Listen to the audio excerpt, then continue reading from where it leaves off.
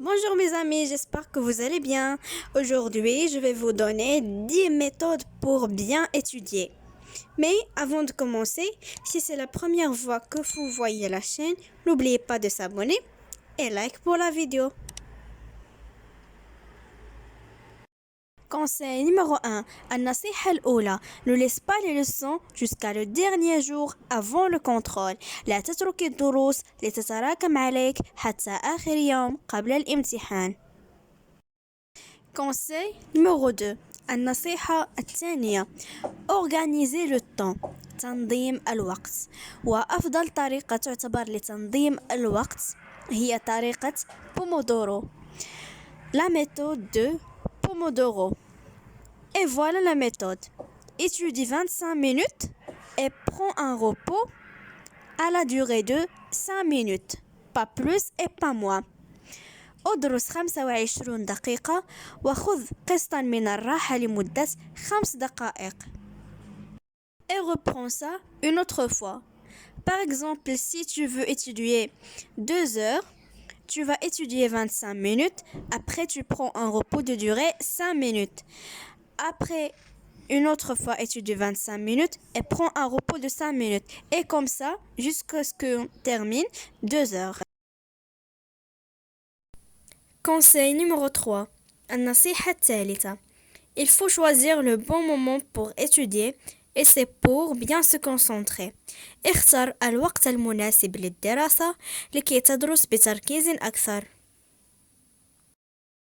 Conseil numéro 4. النصيحة الرابعة. Pour les matières scientifiques, il faut bien comprendre la leçon et résoudre le plus grand nombre possible des exercices. بالنسبة للمواد العلمية يجب فهم الدرس جيدا ثم إنجاز أكثر عدد ممكن من التمارين. Conseil numéro 5. النصيحة الخامسة. Pour les matières littéraires, il faut faire des résumés. بالنسبة للمواد الأدبية كالاجتماعيات فيجب الاعتماد على التلخيص. Et voilà une méthode très facile pour faire des résumés. أول حاجة كنديروها كناخدو الدرس اللي حنا باغيين نلخصو أو الدرس اللي كيجي صعيب في الحفاظة. من بعد كنقراوه مزيان وكنحاولوا نفهموه بطريقة أخرى، لأن التلخيص كيكون إعادة كتابة الدرس لكن بالطريقة الخاصة، فكل واحد عنده الطريقة الخاصة ديالو.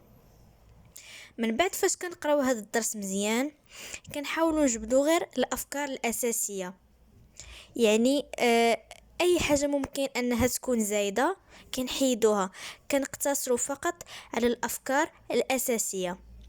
كنحاولوا ننظموهم، يعني كل حاجة والمرحلة ديالها، كل حاجة وليطاب فين جات.